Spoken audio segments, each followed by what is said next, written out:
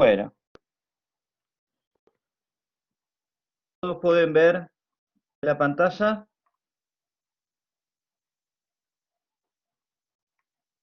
¿Pueden ver la pantalla? Avísenme. Sí, se ve perfecto. Bueno, vamos a hablar del tema de ayudar y herir.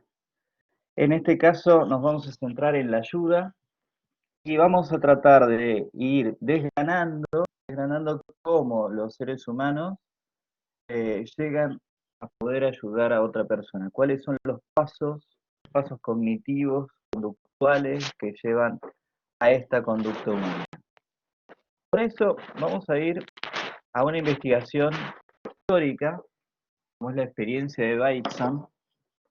Bateson investigaba justamente la capacidad de ayuda de los seres humanos y diseñó una serie de experiencias y experimentos para poder poner a prueba cuáles eran estos mecanismos.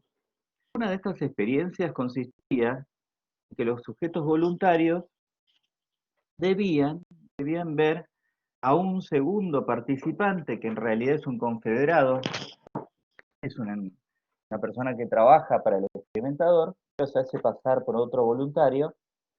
Elaine, que es esta segunda participante, iba a pasar por una situación donde tenía que hacer una serie de aprendizajes y era castigada cuando no aprendía con descargas eléctricas. Previamente a empezar la experiencia, Elaine era presentada ante el otro participante, que era el participante real, y en una situación experimental les planteaba que Elaine era muy similar a él, era muy similar al otro participante. Destacaban las coincidencias que tenían. En cambio, en el otro grupo experimental, recibían información de Elaine mostrando que era muy diferente al participante. ¿Cómo sabían esta información? Porque, bueno, al comienzo les habían tomado test de personalidad, de valores, etcétera, para saber qué pensaba cada uno de ellos. Se acomodaban a Elaine si era parecida o era distinta. Se generaba una situación de empatía en el primer caso y una situación de no identificación. Elaine, una persona bastante distinta al participante. Bien, las cargas eléctricas, claro, son ficticias, simplemente todo esto es una actuación, pero en el imaginario social que los psicólogos descarguen descargas eléctricas en sus participantes, con el imaginario social del conductismo o el estereotipo del conductismo, mejor dicho, era algo verosímil para los participantes. Entonces, el sujeto experimental real debía observar a Elaine y hacer una observación sistemática de su comportamiento mientras ella iba aprendiendo y recibía descargas eléctricas mientras se equivocaba en una tarea. A la segunda descarga eléctrica para los dos grupos experimentales, Elaine menciona que no puede continuar, que se siente muy mal, porque esto le hace acordar un trauma infantil donde un caballo, cuando ella la montaba, la arrojó contra un alambrado eléctrico y esto se lo está haciendo acordar. Y el experimentador le dice, bueno, no hay posibilidad y tiene que continuar porque si no la experiencia queda trunca. En ese momento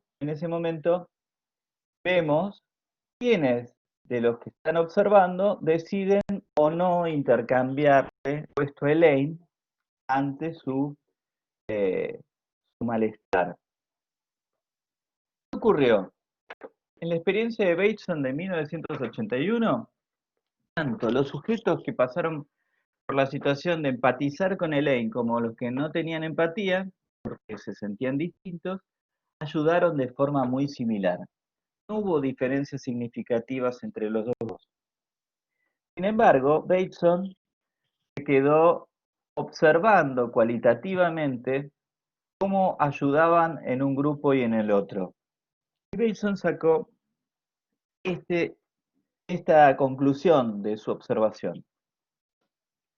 En la situación de empatía, parecía que las personas sentían interés por Elaine y que había un sentimiento de compasión cuando iban, intercambiaban los lugares y que Elaine observara y que él recibiera la descarga. En cambio, en la situación de falta de empatía, más bien parecía la angustia personal del sujeto que está sufriendo él por ver sufrimiento y eso lo hace sentir mal. Esa era la hipótesis de su observación de Bateson, que le hizo cambiar el experimento y transformarlo. Entonces, acá tenemos algunas de las emociones. Cuando se siente angustia personal, pero no se está identificando con la persona, uno siente malestar, alarma, ansiedad, miedo, es como pasando algo feo, pero la persona que tenemos delante todavía no está identificada como un ser humano que yo pueda sentir un sentimiento de camaradería. En cambio, en la situación de compasión, uno siente simpatía, interés, ternura por el sufrimiento del otro individuo. Veamos si es cierto con la nueva modificación que hizo Bateson a su experiencia.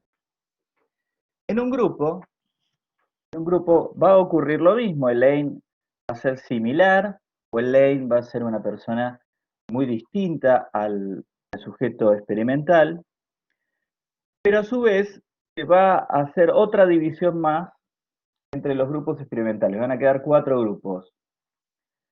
Va a haber la posibilidad de presenciar y huir fácilmente, porque los sujetos voluntarios solamente deben hacer la observación de Elaine durante 2 descargas eléctricas, es decir, ni bien Elaine va a contar que tuvo el trauma con el caballo, ellos ya terminaron su tarea y se podrían retirar de la escena. En cambio, en la segunda experiencia, los sujetos voluntarios deben presenciar por lo menos 10 descargas, es decir, ya Elaine en la segunda descarga cuenta su trauma, ellos deben permanecer 8 descargas más. Es difícil huir. ¿Cómo se comportaron las personas que empatizaron y las que no empatizaron si pasaron por una situación y la otra? Miren, si la situación es de empatía o de no empatía, ¿es fácil huir o es difícil huir? Ha generado los mismos intercambios. Las personas que empatizaron con Elaine intercambian el lugar con ella en la mayoría de los casos. En la situación de no empatía, se comportaron de esa manera solo si era difícil huir. Si los sujetos ya habían terminado su tarea y la veían sufriendo a Elaine y se podían ir, se iban y no intercambiaban con ella. Acá vemos lo que había observado Bateson. En realidad, están ayudando a las personas que no tienen empatía hacia Elaine para no sufrir ellos. Es decir, para que no les haga mal verla sufrir a Elaine. Pero en realidad, se pueden retirar, tampoco van a sufrir y el resultado es el mismo. Porque el resultado no es empático. Una persona que siente empatía, aunque se retire, sigue sufriendo por la otra persona, porque tiene internalizado el sufrimiento, puede resonar el sufrimiento de la otra persona en sí. Y como dice el refrán, ojos que no ven, corazón que no siente. Eso es lo que Bateson puso de manifiesto en este tipo de experimentos. Hay 2 tipos de ayuda. Una que está motivado para aliviar el estado negativo. Es una motivación muy frágil, ya que si vemos sufrir a un montonazo de personas, les podríamos hacer una muralla y no verlas. Y sería el mismo resultado, ayudar a construirle una muralla para no observarlos. En cambio, la motivación 2 es mucho más potente, ya que con el desarrollo de empatía y la generación de interés genuino por la otra persona, no hay muralla que no permita empatizar. Vamos a desgranar ahora El mecanismo de ayuda tiene varios pasos cognitivos que deben ser llevados a cabo y que aumentan la probabilidad de que una persona ayude. ¿Cuál es el primer paso? Bueno, el primer paso es hacerse consciente de la necesidad de ayuda de otras personas. Hay personas que son poco conscientes de lo que les ocurre a los demás, a veces porque están muy centradas en sí mismas, y no por eso son personas que no ayudarían, simplemente no detectan que otro necesita ayuda. En general, los estudios se han centrado en las personas felices y las personas tristes. Las personas que están de buen ánimo, donde su sistema de entusiasmo hacia el mundo y su búsqueda de experiencias les está muy activo, prestan más atención a los estímulos externos, detectan mejor a las personas porque ven las señales de la necesidad de ayuda y como detectan mejor, es más probable que ayuden. ¿Qué pasa con las personas tristes? Las personas tristes van a estar más centradas en sí mismas, detectan peor que otros necesitan ayuda, por lo tanto, son menos propensas a prestarla. Sin embargo, no es que esas personas no quisieran ayudar, es que no pueden cumplir bien el primer paso de la ayuda, es la detección. Por ejemplo, veamos el experimento de Thompson. Thompson hace visualizar a los participantes de una experiencia que su mejor amigo está enfermo de cáncer y una vez que han visualizado esto, los va a focalizar en que se centren en la preocupación propia de el pesar que tienen porque su amigo enfermo va a fallecer. En la segunda situación se tienen que focalizar en cómo su amigo está sufriendo, el miedo, la incertidumbre que el sujeto tiene. Es decir, en una situación experimental, fuerza al sujeto a centrarse en sí mismo, en sus propios sentimientos. Y en la segunda situación experimental, esos participantes se están sentando en cómo se debe estar sintiendo su amigo. Es decir, pensar en el otro, lo que está sintiendo y pensando su amigo. Bueno, ¿qué ocurre después? Cuando medimos la tristeza, los dos grupos están igualmente tristes. Los dos grupos se sienten apesadumbrados por igual. No hay diferencias en el nivel de tristeza. Pero miren esta diferencia. Cuando se les pide realizar otro trabajo para el investigador, solo el 25% de los que participaron del grupo que se centraron en sí mismo aceptó realizar otro trabajo para el investigador. Quienes se centraron en el otro, sufrieron pensando en el otro, es decir, fueron entrenados en detectar lo que siente el otro, el 83% aceptó realizar el otro trabajo para el investigador. El problema no es tanto estar triste, el problema es estar centrado en sí mismo. Cuando tenemos problemas tendemos a centrarnos en nosotros mismos, pero cuando sufrimos por otro, fíjense cómo aumenta la capacidad de realizar ayuda, en este caso para otra experiencia para el experimentador. Segundo paso, una vez que hemos detectado que alguien necesita ayuda, vamos a hacer un segundo paso en la evaluación. ¿Por qué necesita ayuda la persona que lo necesita? Y ahí estamos evaluando la capacidad de control que ha tenido sobre la situación que padece. Si evaluamos que las causas son controlables y, por ejemplo, para nuestros adentros decimos, uy, este se metió en el problema, ahora que se le arregle, es su problema. Si las pensamos como causas incontrolables que el sujeto está padeciendo, esta persona es una víctima, carece algo que no se buscó ni se merecía. Bueno, esta persona necesita ayuda. Entonces, cuando vemos personas pidiendo en la calle, pueden saltarnos cuestiones ideológicas para un lado y para el otro. Entonces, algunas personas van a evaluar a estas personas como, por ejemplo, personas que han preferido trabajar, que pretenden vivir de los impuestos que pagamos, aquellos que trabajamos y damos y generamos riqueza.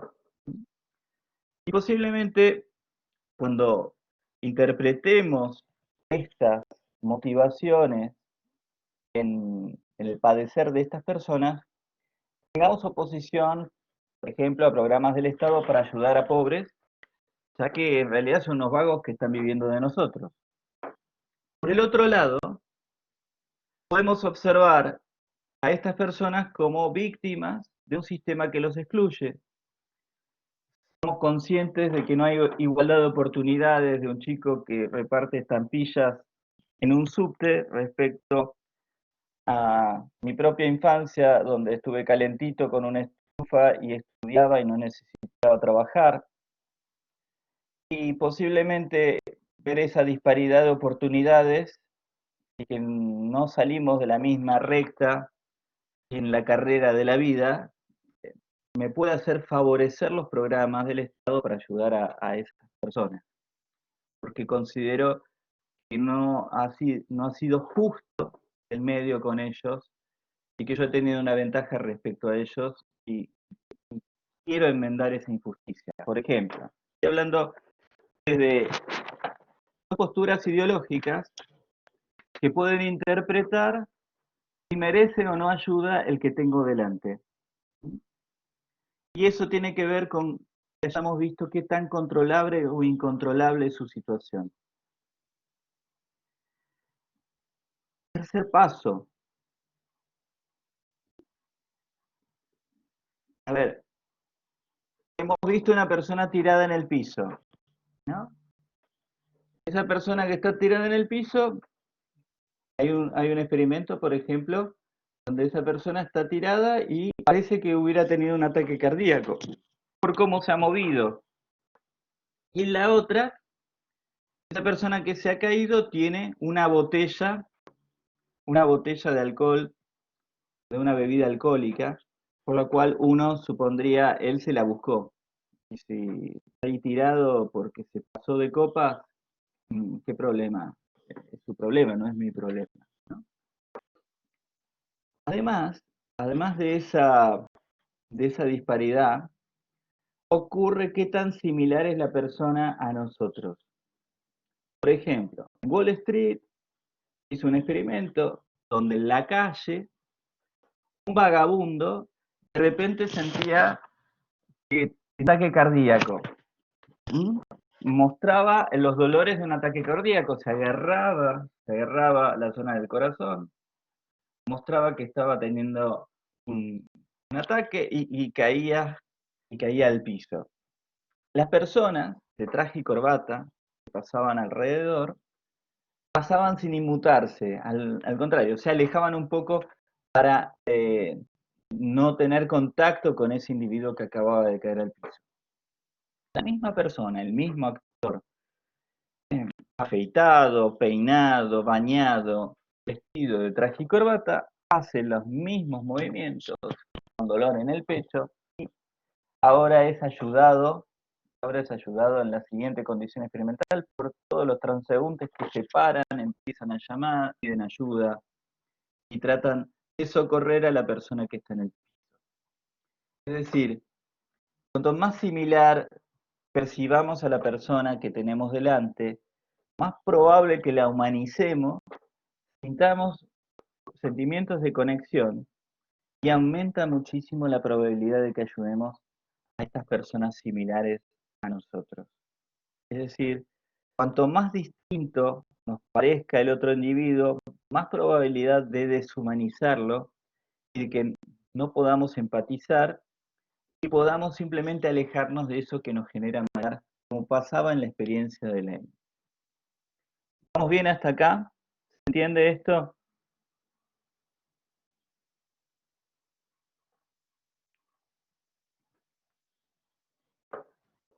Cuarto Sí, paso. profesor, se entiende. Muchas gracias. Cuarto paso. Dijimos, reconocer que alguien necesita ayuda. ¿Qué tan merecedor o no de la ayuda de acuerdo a si se ha metido o no en un problema? Si esa persona es similar y podemos empatizar. Cuarto, ¿qué ocurre con las circunstancias? Los costos de prestar ayuda. Los costos y los beneficios. Pensemos los costos. Una persona que está en el microcentro y ve a una persona que está caída con una crisis epiléptica. ¿Es similar a nosotros? Hemos detectado que necesita ayuda. Una crisis epiléptica no se la anda buscando, las personas las tienen. Se parece a nuestra clase social, a nuestro grupo etario, etcétera. Sin embargo, estoy apuradísimo, tengo una entrevista laboral. Sin embargo, me puede generar un esfuerzo de tener que ensuciarme tirándome al piso para sostenerlo, que no se traiga la lengua. Puedo sentir vergüenza porque soy un poco fóbico social y voy a ser centro de la atención porque me va a mirar mucha gente. Me puede costar dinero, me puede costar la desaprobación social, me puede costar riesgo físico, a ver si todavía me golpea la persona que está en la crisis. Es decir, todas estas cosas, de repente, aunque se hayan dado hasta el paso 3, todas las cosas que aumentaron las probabilidades, van a luchar a veces con los costos de ayudar. Y no todas las personas tienen ganas de asumir estos costos, por lo cual pueden racionalizar que, bueno, hay otra persona, está lleno de gente, que lo haga otro. ¿Sí? Beneficios de prestar ayuda. Hay otras personas que también van a detectar los beneficios, el reconocimiento social, sentirse un superhéroe momentáneamente, la gratitud de la persona ayudada, el sentirse hábil y competente. Es decir, las personas después de arreglar algo, de solucionar un problema, de ayudar, suelen aumentar su autoestima al sentirse más competentes, al sentirse más hábiles. También ayuda a sentirse de buen ánimo. La buena acción del día, supongamos. Ahora, beneficios y costos pueden hacer que esas probabilidades cambien en el paso 4. Una persona que tiene que llegar a una entrevista laboral, su sentimiento benefactor debe ser bastante fuerte para inhibir el no perder un beneficio individual en pos de salvar a alguien. ¿Sí? Sobre todo cuando está lleno de gente que uno podría diluir la responsabilidad entre todos ellos. Los sujetos experimentales encuentran dinero por casualidad entre comillas, pero está preparado experimentalmente durante una entrevista con el investigador. Uy, mirá, había un fajo de dinero.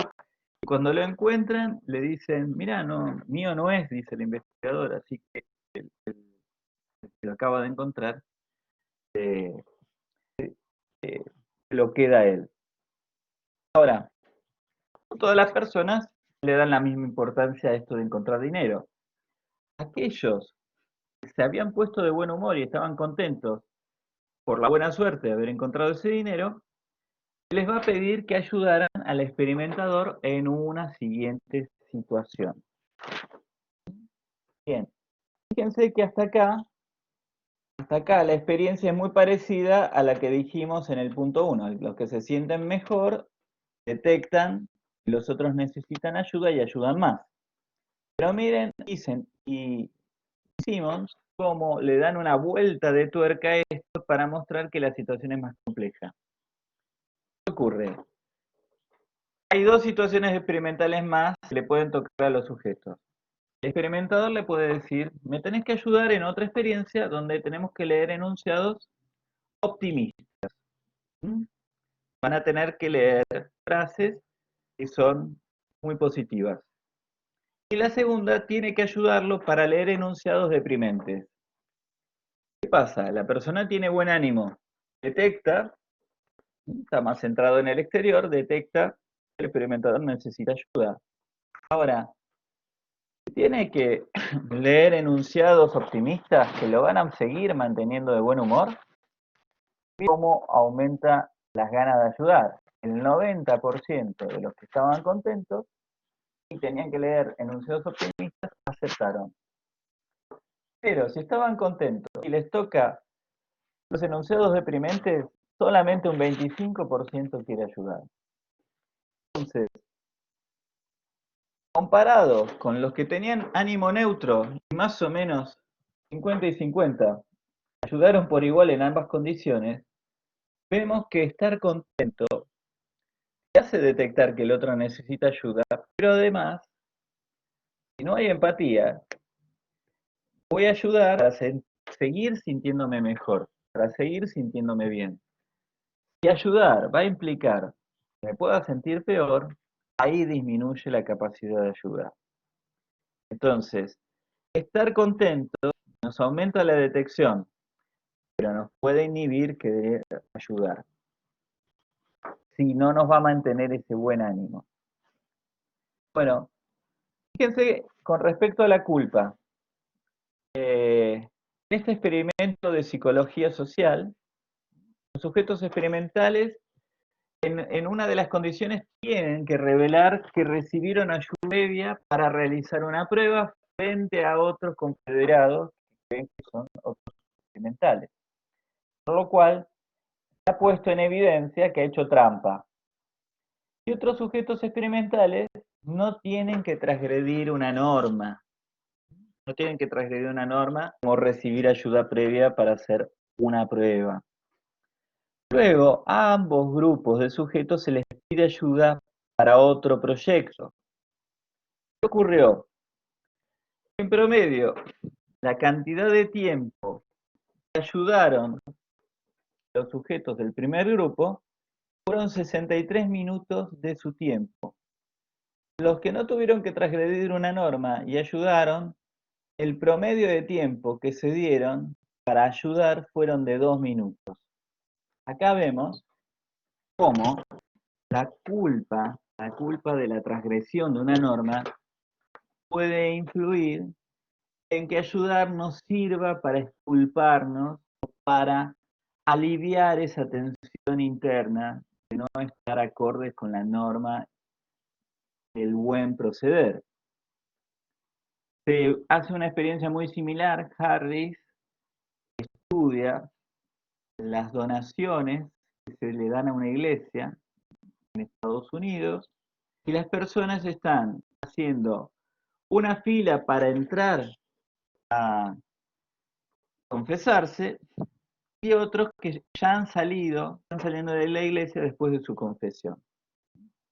Entonces, hay personas que ya se han confesado y otras que están por entrar a confesarse. ¿Cómo va a ser las donaciones en un grupo y en el otro? Significativamente más. Las personas que están por entrar a confesarse han dado más dinero de forma significativa que los que ya se han confesado, que van a contribuir con mucho menos. Fíjense cómo las personas que se han desahogado y les han dicho que pueden rezar determinada cantidad de Padre Nuestros, Ave Marías, etcétera, una vez confesados, han aliviado su culpa y ya no necesitan ayudar para seguirse aliviando. Los que están por entrar a confesarse aún no han recibido esa ayuda para aliviar su tensión y pueden otorgar más dinero en promedio que el otro grupo. Entonces tenemos como un resumen, el buen humor ayuda más porque hay más detección. Mal humor en general ayudan menos porque detectan menos la necesidad de ayuda. Sin embargo, el mal humor los va a poner de peor humor, la ayuda los va a traer un perjuicio para su humor, esas personas de buen humor van a escapar. Sin embargo, las personas de mal humor, y eso, si logran detectar que otro necesita ayuda, y eso puede mejorarle su ánimo, entonces van a ayudar más. Quiere decir que el buen humor o mal humor es relativo también a si la situación los va a mejorar el ánimo o se los va a empeorar.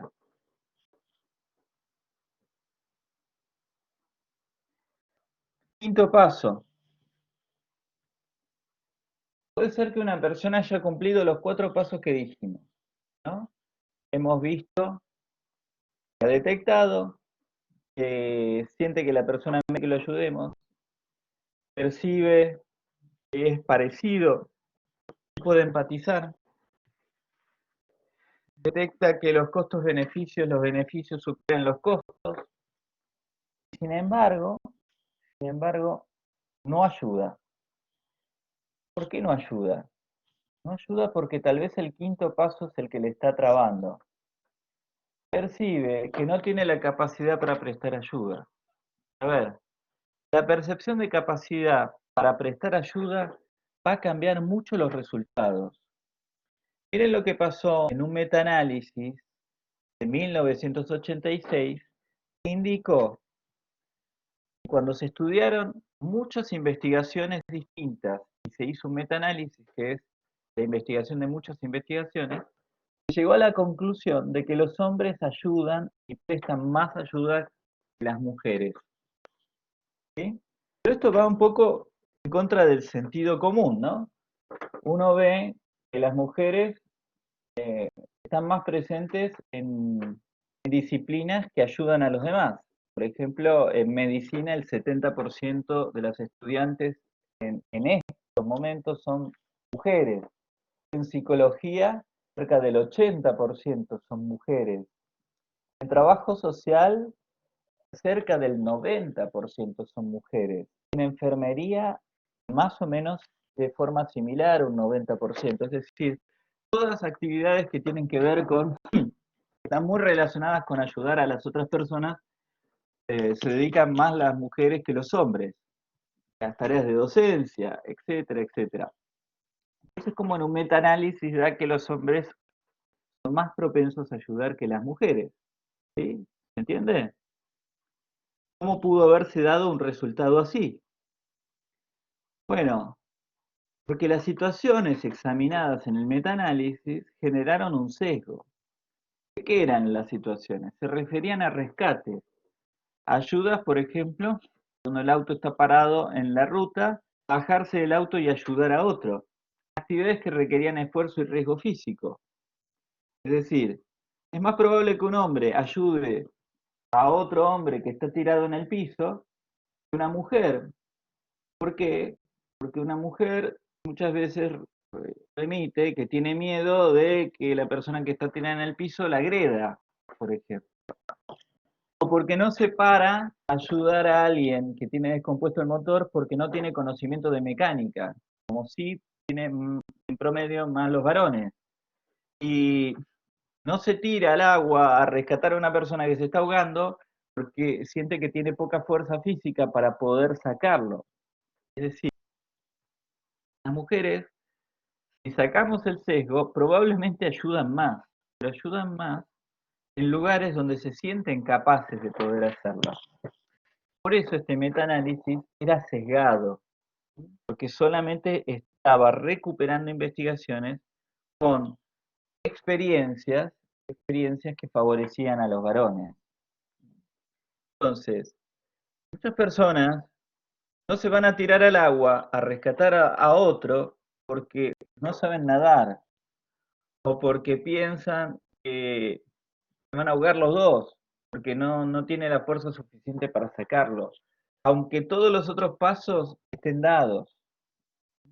Entonces, qué tan capaz me siento de poder llevar a cabo esa situación puede ser decisiva para que se desinhiba la conducta de ayuda. Un sexto factor que incluyen los investigadores para destrabar del todo y que las personas ayuden son las normas sociales que promueven la ayuda. Vamos a describir brevemente normas como la reciprocidad. Por ejemplo, si entramos a una tienda de ropa y preguntamos por una remera y la persona que nos atiende nos abre esa remera y nos abre 25.000 remeras, pone todas sobre el mostrador y decimos, uy, pobre tipo, después tiene que doblar todo eso, ponerlo en las bolsitas de plástico, aunque sea le voy a comprar unas medias, ¿no? ¿Sí?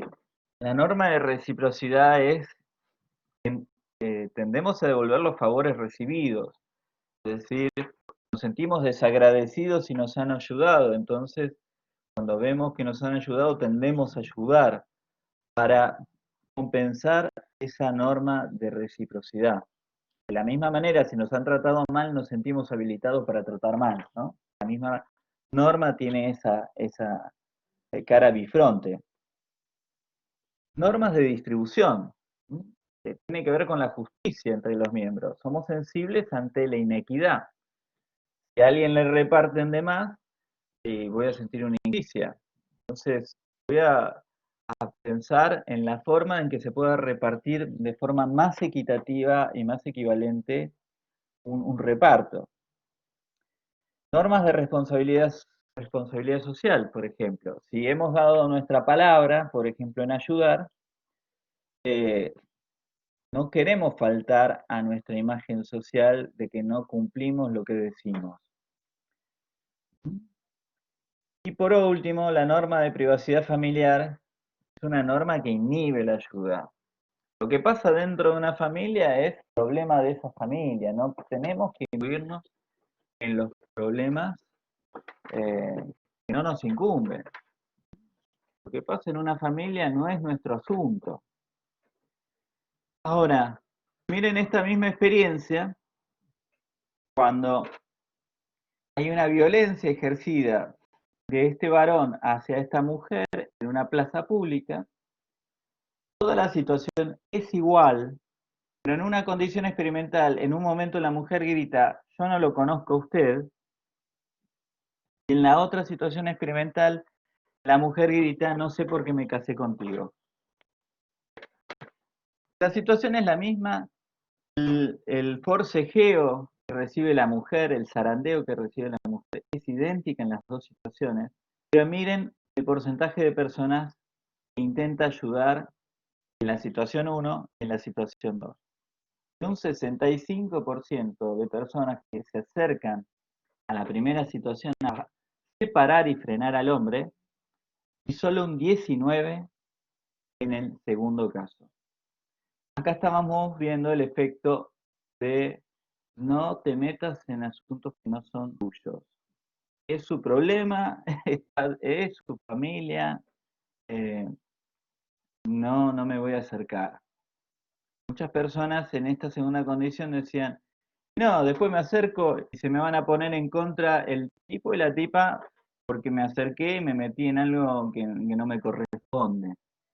¿Entiende? Miren la experiencia de Baumeister. ¿Qué hace?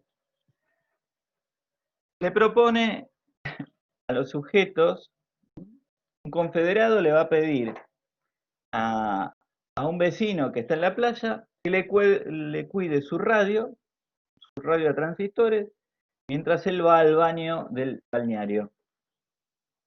Bueno, en una condición se lo pide que se la cuide. En la otra, simplemente el vecino, el experimentador ve que es consciente de que tiene una radio, el sujeto experimental está observando la radio, simplemente el confederado se levanta y va al baño del balneario. Un segundo confederado, una persona que viene corriendo por la playa, y va a arrebatar la radio y se la va a llevar corriendo. Bueno, ¿qué es lo que vemos? Aquellos que dieron su palabra versus aquellos que no dieron su palabra. ¿Sí? La norma de responsabilidad social. Miren cómo operó la norma.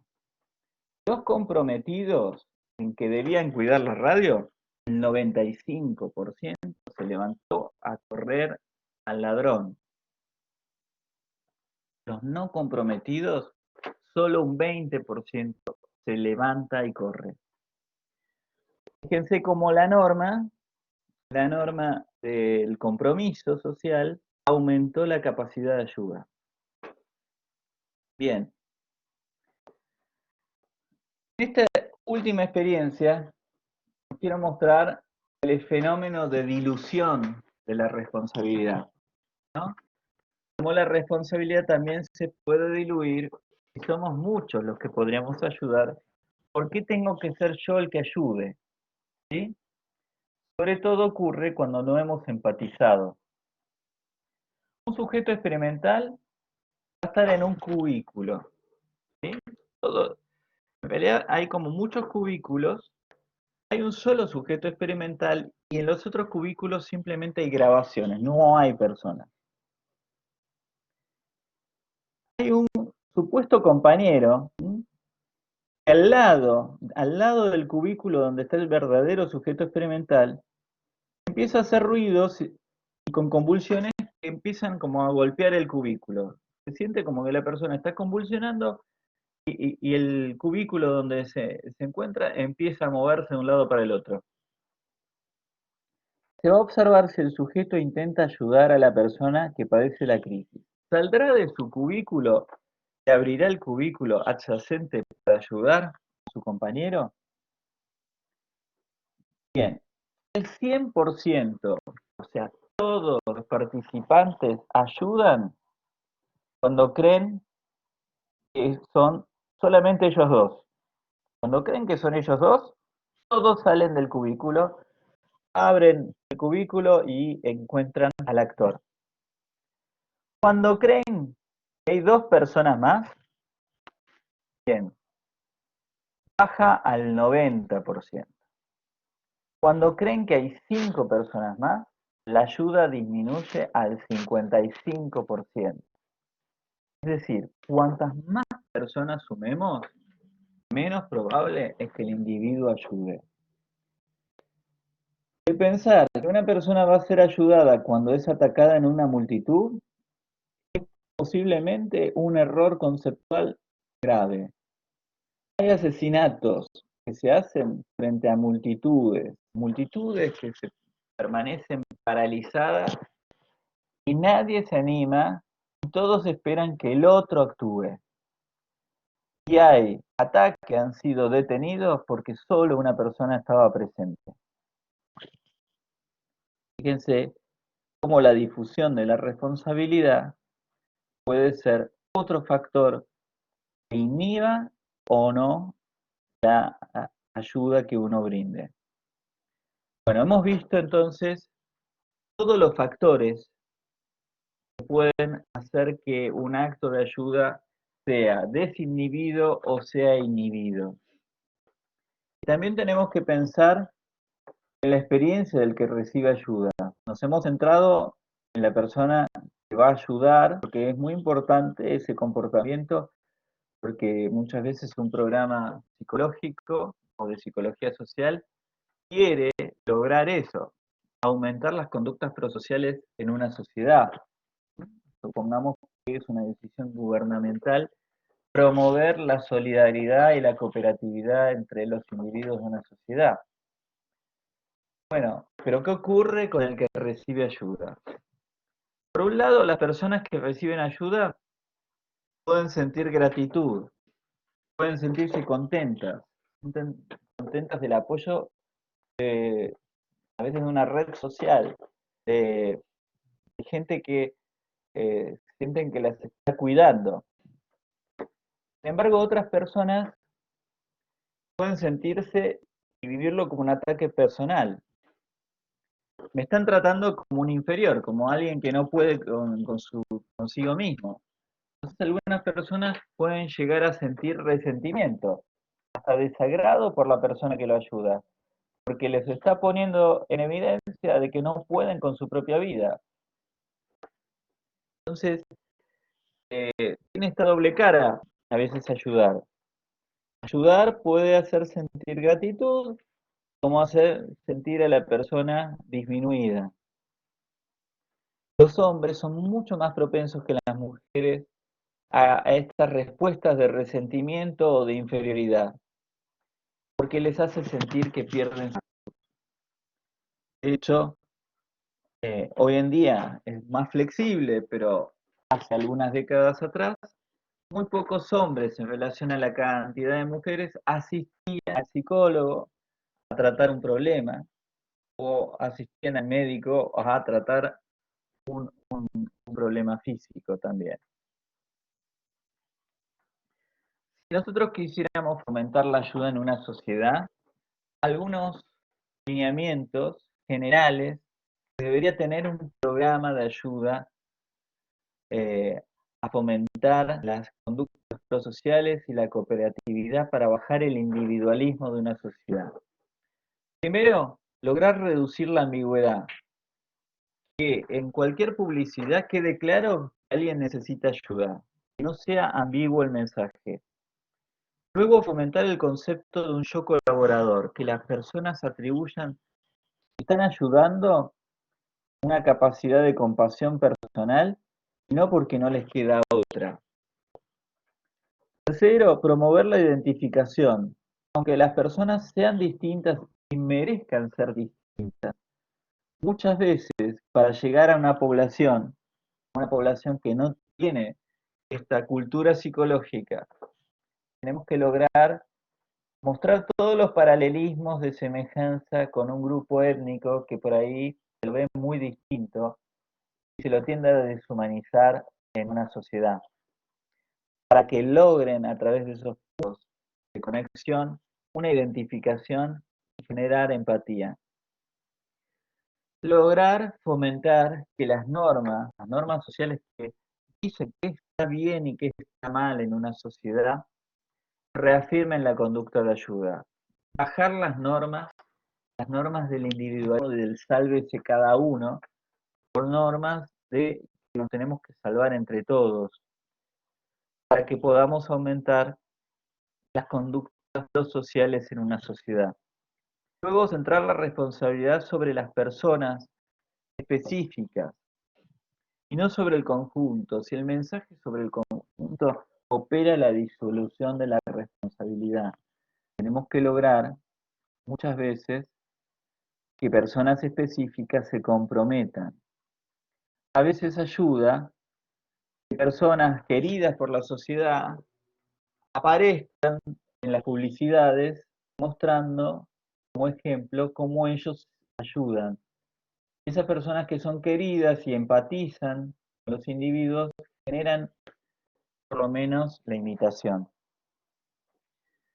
Muy bien, eso ha sido todo por hoy.